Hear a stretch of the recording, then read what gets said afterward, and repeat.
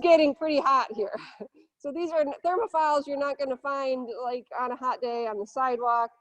You're going to find them maybe in your hot tub, maybe in your hot water heater, but other places like hot springs at Yellowstone. Okay? And then the hyperthermophiles, these are even growing, you know, near boiling. So you start to kind of understand when you look at different environments and different organisms that grow that pretty much everywhere you can think of, there's going to be organisms growing, bacteria or archaea, with the exception maybe of lava, but pretty much everywhere on the earth. Okay. Oxygen requirement. So I mentioned the thioglycolate test earlier when we were talking about our different kinds of media, and I mentioned that there's anaerobic media. This is the test that we often use to try to test the oxygen requirement of organisms. So I talked about how this is a reducing agent, gets rid of the oxygen. So we inoculate the tubes and look to see where the organisms grow. They only grow at the top, then we consider them aerobic or aerobes. They obligate, they have to be in the presence of oxygen. If they're obligate anaerobes, then they're poisoned by the presence of oxygen. Facultative anaerobes, that means they're flexible, so they can grow with oxygen or without. Usually they're going to grow faster in the presence of oxygen because they get more ATP from aerobic respiration than from anaerobic respiration or fermentation. And then there are organisms that are considered aerotolerant anaerobes. They don't use oxygen, but they don't care if it's there. So they pretty much grow the same, whatever the oxygen amount is. Okay, and I just want to, they talk about this in your book a little bit. I want to go into a little bit of detail here. It's not actually the oxygen that's poisoning organisms. So atmospheric oxygen is pretty inert. That's not what's the problem. That doesn't keep anaerobes from growing. There are toxic forms of oxygen that's actually the problem.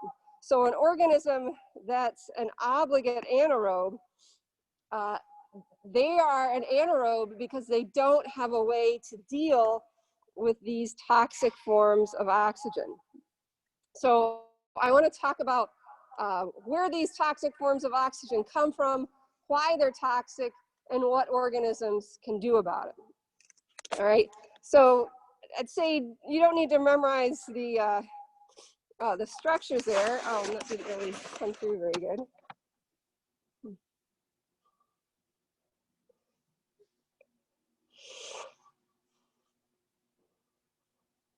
Sorry, that mask really doesn't come in handy sometimes. Okay, so singlet oxygen. This actually is a product of photosynthesis. Singlet oxygen is actually oxygen that's been boosted to a higher energy state. Okay, so photosynthetic organisms like plants would have enzymes or pigments like carotenoids that would be able to detoxify the singlet oxygen. Okay, superoxide and peroxide anion, those are a byproduct of aerobic respiration. Okay, so I'll write that here.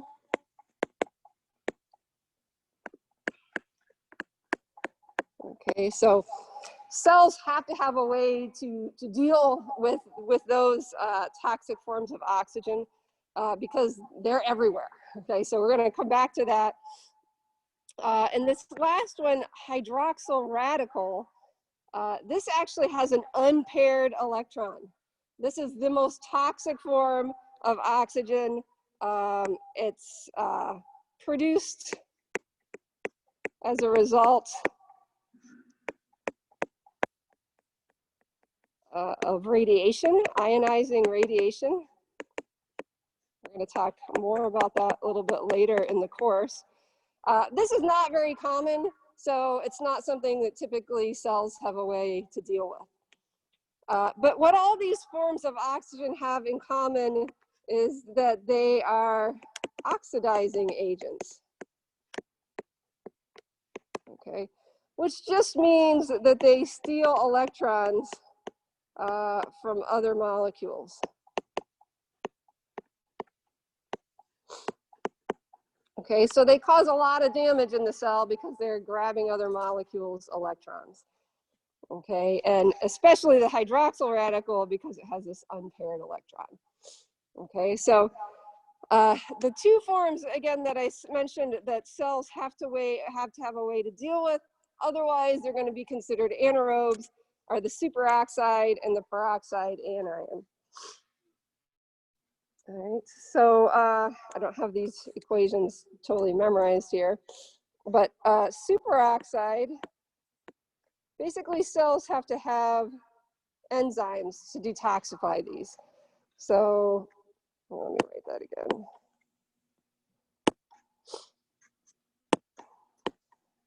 Superoxide dismutase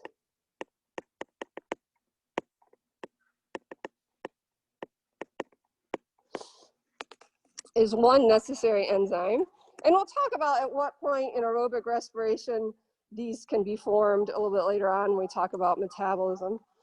But that superoxide is detoxified to hydrogen peroxide.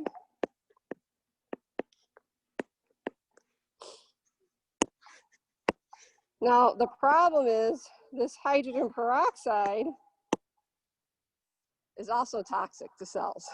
So they can't just have the superoxide dismutase, they need to have one of a couple of other enzymes, either catalase or peroxidase. So that catalase is an enzyme that detoxifies that hydrogen peroxide into water and oxygen. Okay, and this is an enzyme that many cells have. We have it in our cells.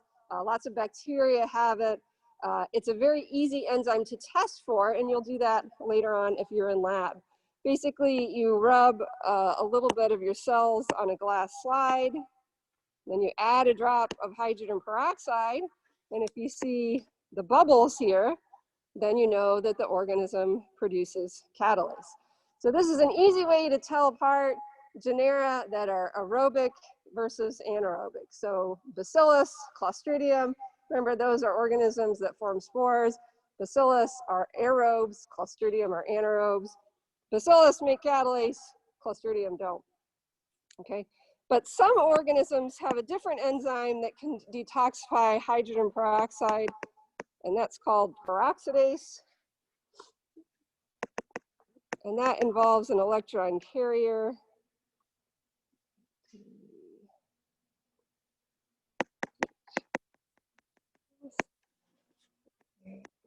Peroxidase.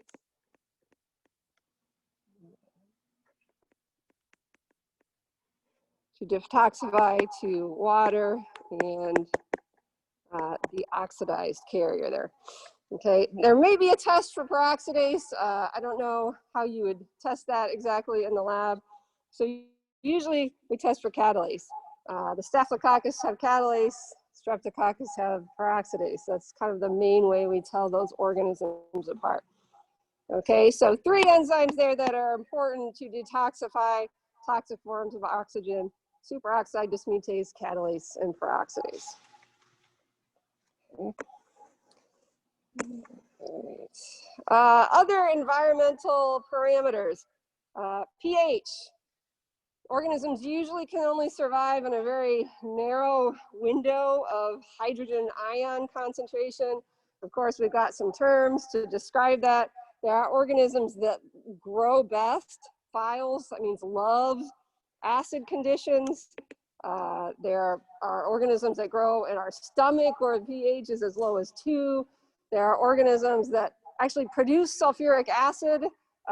They can live pH near 0, like acid runoff from mines, that sort of places. Of course, most organisms that we would come in contact with would grow best at neutral pH. And then there are alkalinophiles or alkalophiles, same thing. that grow best in a little bit elevated pH. The organism that causes cholera actually grows best in a pH of like 9. So again, all different environments, you're going to get organisms that are able to grow there. Okay. I think we will start next time and talk a little bit about osmotic pressure.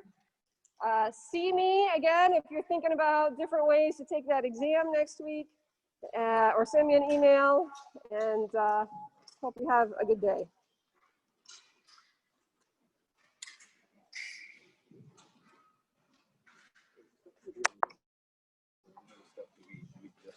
Yes. Okay, so today and even a little bit into tomorrow will be covered. Okay. And then just kind of like point out like